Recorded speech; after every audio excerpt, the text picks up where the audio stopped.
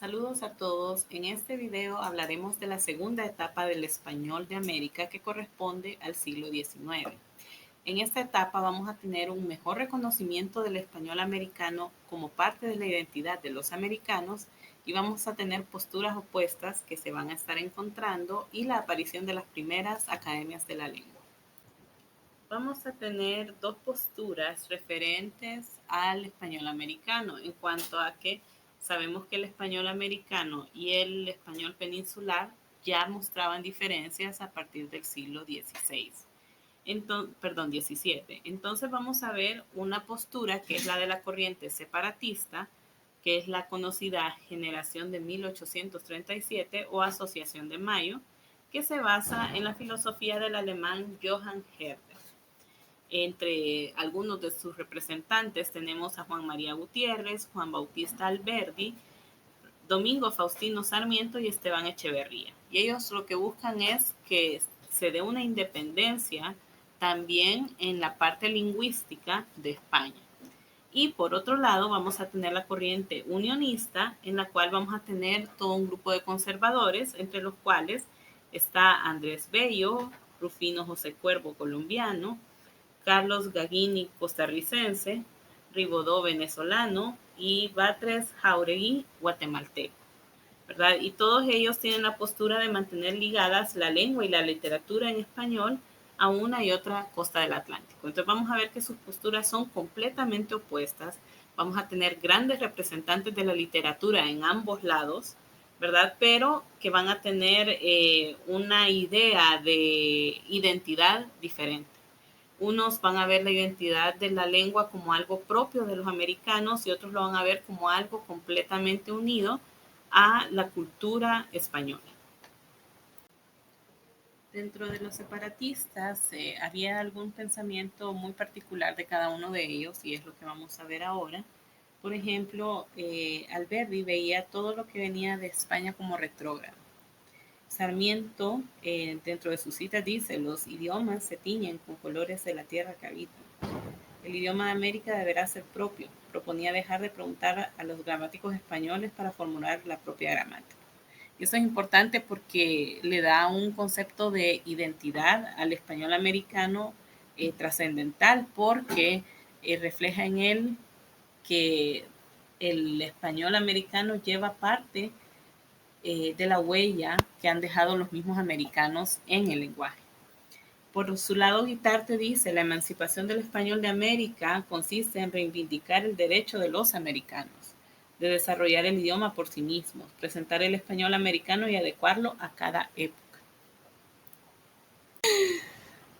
El tener esta postura implicaba aceptar que había diferencias entre el español americano y el español peninsular y adaptar esas diferencias a la lengua oficial. Es decir, estos pensadores pretendían también cambiar la escritura, ¿verdad? Y por ahí un pensamiento de Sarmiento decía que no es la palabra sublime, sea lo el pensamiento, parta de derecho al corazón, apodérese de él y la palabra lo será también.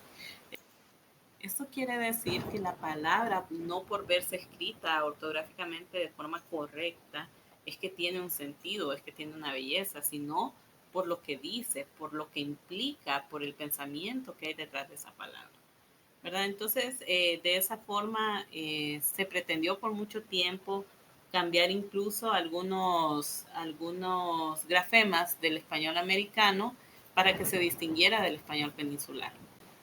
Uno de los principales precursores de este cambio fue Domingo Sarmiento, quien abogó por reformar las normas ortográficas para diferenciar marcadamente el español americano del peninsular, como con cambios de J, de utilizar la J en lugar de la G y sustituir la I por la Y.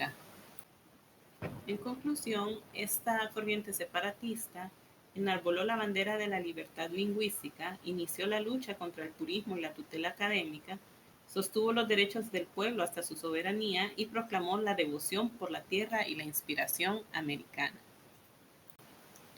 Por su parte, la corriente unionista tenía un pensamiento muy diferenciado. Ellos estaban atemorizados por una ruptura lingüística. Pensaban que así como el latín se había desmembrado en múltiples lenguas, lo haría el castellano en América.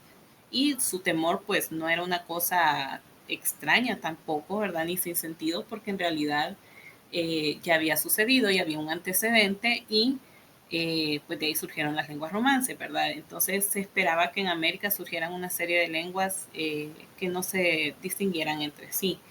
Por otro lado, querían aunar esfuerzos con el fin de que todos los países americanos mantuvieran en estrecha unión sus hábitos lingüísticos castellanos, además de la literatura. En este caso, pues vamos a ver que la postura de ellos va a ser un poco opuesta a la de los separatistas. Dentro de las posturas de estos autores está la de Bello, que plantea conservar la lengua pura, para que fuera un medio de fraternidad entre todas las naciones de origen español. ¿Verdad? En este caso podemos ver de nuevo la connotación de pureza que se mantenía antes entre los normativistas, que trataban de mantener el español como una cosa correcta e inamovible. Por otro lado, Jauregui dice que la lengua castellana debía perdurar y mantener su auge, ¿verdad? Y menciona que había trascendido por tantas regiones y por tantos tiempos que debía conservarse tal cual. Entre los criterios que tenían los pensadores de la corriente unionista era que había una lengua en común que es el castellano, a uno y a otro lado del Atlántico. Ellos decían que la lengua cambia y puede corromperse. Los términos técnicos para los cambios que ellos utilizaban eran barbarismos, neologismos, provincianismos, idiotismos, solecismos y otros. Algunos de estos incluso se nos hacen conocidos a nosotros porque los seguimos utilizando. Se nos presentan como vicios del lenguaje, de nuevo entre comillas, ¿verdad? Como esas cosas malas que decimos en el lenguaje para corregirnos.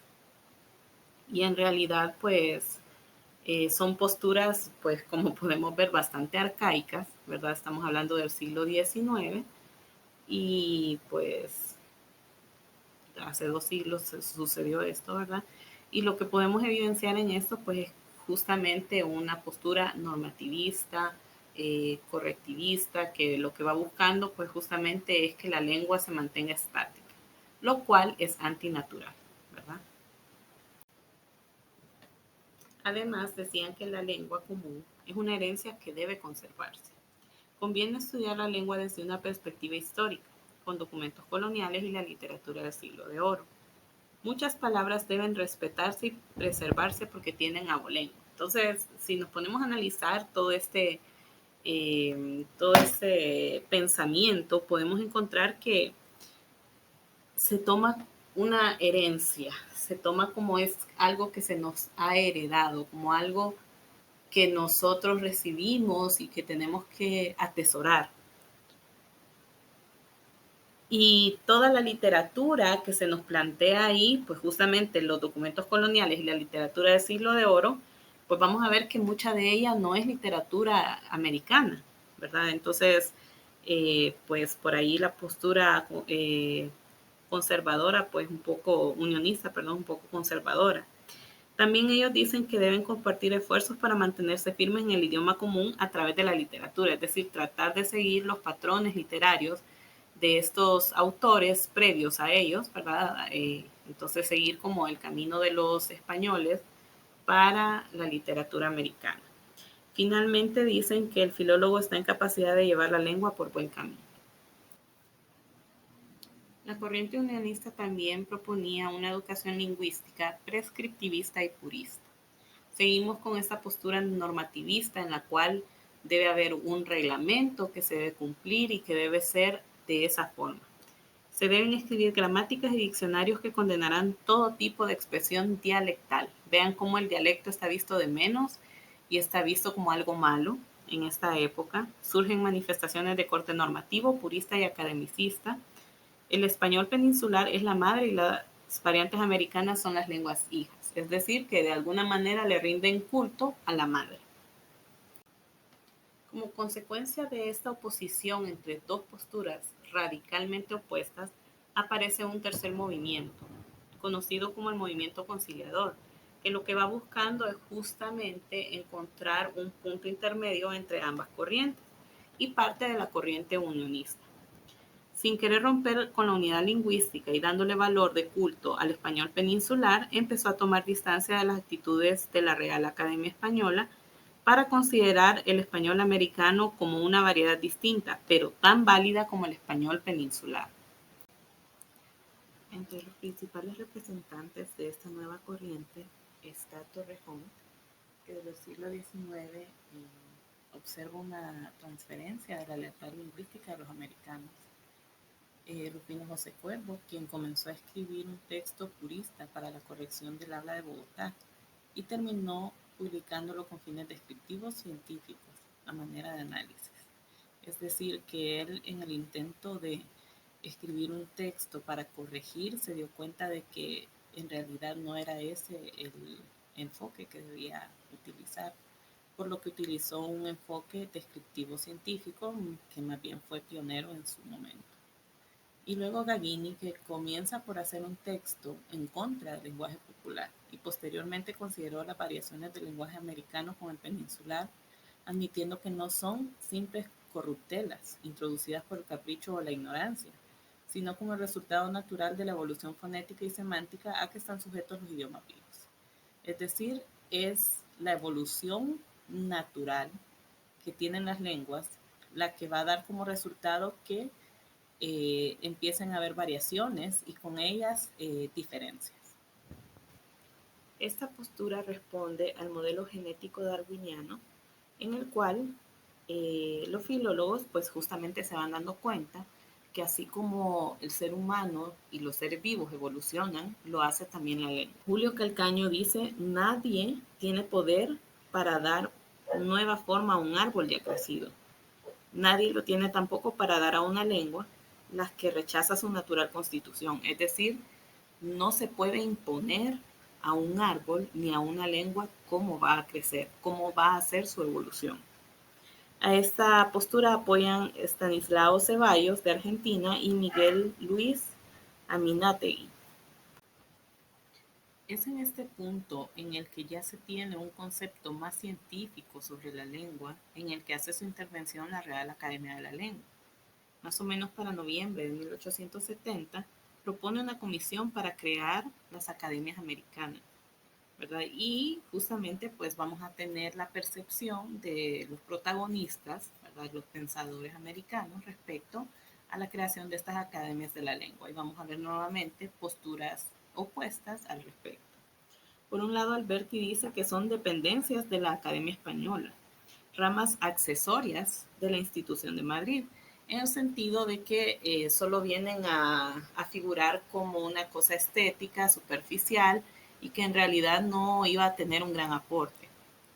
Por otro lado, dice él mismo, las lenguas no son obra de las academias, nacen y se forman en la boca del pueblo, de donde reciben el nombre de lenguas que llevan. La lengua es de tal modo la obra de la nación y constituye su mejor símbolo. Entonces vamos a ver que para este momento, para 1870, ya hay una concepción más científica de la lengua y también más identitaria de la lengua, ¿sí?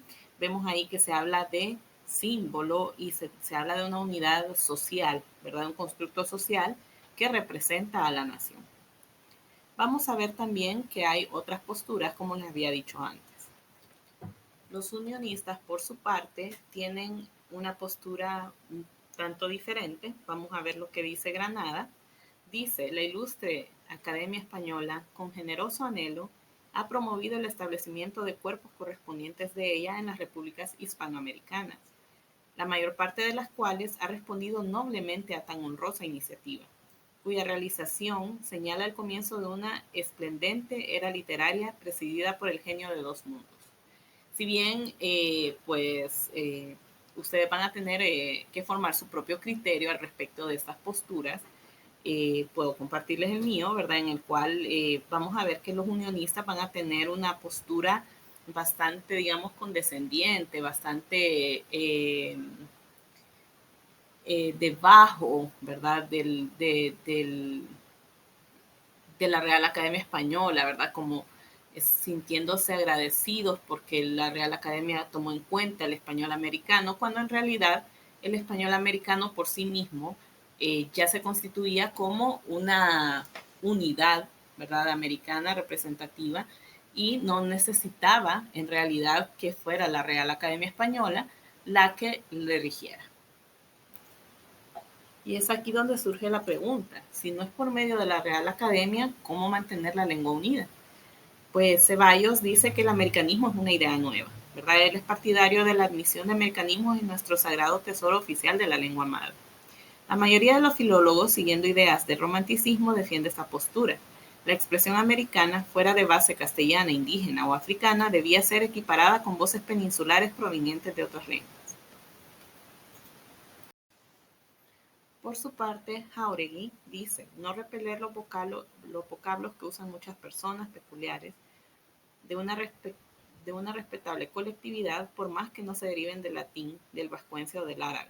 Ya queda lo mismo el abolengo aymara, quechua, cachiquel o mexicano.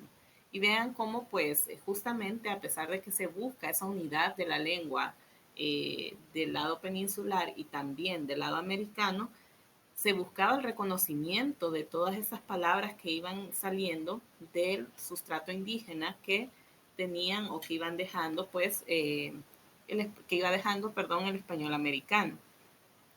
Granada dice que la contribución americana es tan justificada como lo fueron las lenguas regionales para el latín, y en eso sabemos que tiene muchísima razón, ya que todas las lenguas prerromanas influyeron en el cambio del latín cuando se dio la ruptura del latín a las lenguas romances.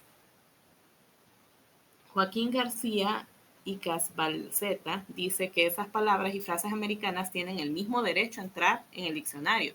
Y sabemos que este cambio, esta entrada de todos estos términos al diccionario de la Academia, de la Real Academia, ha sido un trabajo arduo y ha sido una lucha que se ha mantenido hasta nuestros días. Entonces, por más que podemos ver que hay un aporte actual de las academias americanas, sí sabemos que ha habido un poco de resistencia por parte de la Real Academia Española para la introducción de todos estos vocablos. Es en este entonces cuando surge la necesidad de que aparezca un diccionario de americanismos, y vamos a ver que se supone que estas academias americanas iban a tener ese fin, y vamos a ver qué es lo que sucede. Arturo Brenes Córdoba, de Costa Rica, dice que los provincialismos, lejos de censurarse, deben ser adaptados cuando sirven para designar cosas que carecen de nombre en castellano y que contribuyen al perfeccionamiento de la lengua. Esto, digamos, que justificaba todo ese vocabulario que Colón y que otros navegantes habían llevado de todo el léxico que se utilizaba aquí en América. Este problema podía plantearse con esperanza de éxito satisfactorio el día que poseamos un buen diccionario de americanismos, pues esa era la postura de él. Jáuregui, por su parte, propone que se haga un congreso lingüístico americano-hispano para discutir todos estos temas que eran de alta necesidad para aclararse entre todos estos grandes representantes de la lengua. Luego Gagini, pues, dice que ya es tiempo de que los americanos hagamos un diccionario de americanismos, y vean qué importante es esto, ¿verdad? Porque podía esperarse que el diccionario fuera hecho, pero era muy diferente que fuera hecho por españoles que por americanos. También él propone convocar a un congreso internacional que proceda a la discusión y composición de tan importante obra. Si vemos la comparación entre los provincialismos y el español antiguo de abolengo, vamos a ver que dejaron de verse como incomprensibles corrupciones, es decir, estas segundas. Y luego Jáuregui dice que para mantener la unión entre América y España, que no se empeñen los españoles en romper el lazo entre ellas, ya que las lenguas litúrgicas no están de moda. Entonces, esto se refiere a esta oposición, ¿verdad?, de mantener vivas algunas voces antiguas del español y no introducir provincialismos americanos. Entonces, ahí hay una contradicción cuando los españoles abren estas academias americanas y pretenden que la lengua va a estar unificada, pero no van aceptando toda la terminología propia del español americano. Para 1892, la RAE rechaza un léxico de 300 palabras americanas. Ricardo Palma, peruano, dice que todos creyeron que la RAE intentaba asociar las academias americanas a su labor. El desengaño ha sido tosco. 2 academias americanas se declararon cesantes. El único lazo que nos une con España es la lengua. ¿Quiénes son los españoles para decirle a millones de habitantes que se escriba México con J? Y eso es una cosa bien interesante porque México, pues todavía en la actualidad se escribe con X, ¿verdad? Con el grafema X y se pronuncia pues con el velar, ¿verdad? O el aspirado. Pero lo interesante es esa imposición que se quería hacer por parte de la Real Academia. Entonces vamos viendo que esas intenciones que ponían como honrosas los conservadores no eran tan honrosas, no eran tan buenas intenciones de unificar la lengua, eran más de imponerse y de ir rechazando todo lo que se obtenía de América. Contra esta opinión de Palma surge la opinión de Quesada, que explica que lo presentado por Palma fue arrogante, con términos sin citas, sin autoridades, sin fundamento, y que la Real Academia Conservadora se resistió al ataque aceptando unas pocas por cortesía. Palma publicó las palabras rechazadas en un folleto llamado Neologismos y Americanismos en 1896. Entonces, digamos que Quesada con esta respuesta lo que va tratando es de justificar el rechazo que hace la Real Academia a estos términos, ya que no cuentan con la justificación o la evidencia que demuestre que esta terminología es realmente utilizada en América.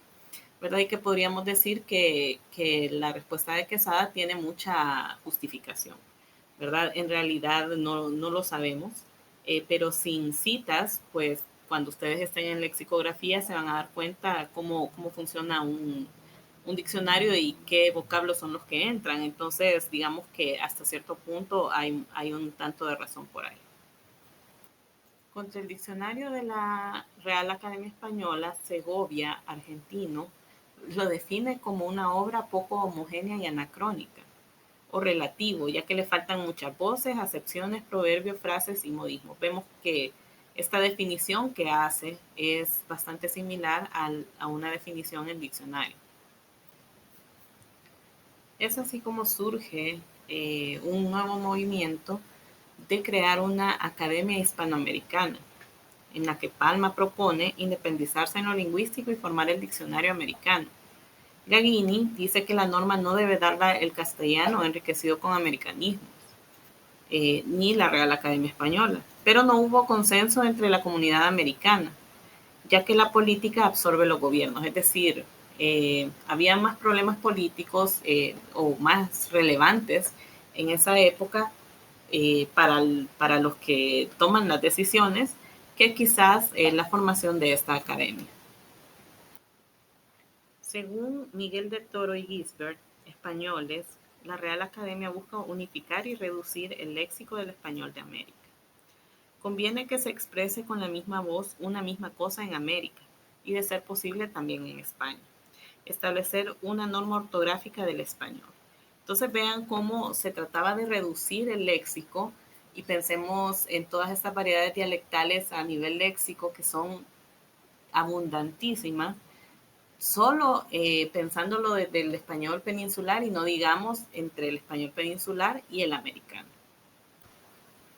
Gagini, por su parte, apoya que se registren todas las formas para nombrar a algo y se defina cuál sería la norma estándar. Termina el siglo XIX y América se abre al siglo XX sin academia, sin congreso y sin diccionarios. Entonces vamos a ver que esta segunda etapa fue una etapa de bastante conflicto, de diferentes posturas, pero una etapa de mucho debate, en la cual se plantearon diferentes posturas y eso generó que se hablara desde una perspectiva más científica de la lengua, del español americano.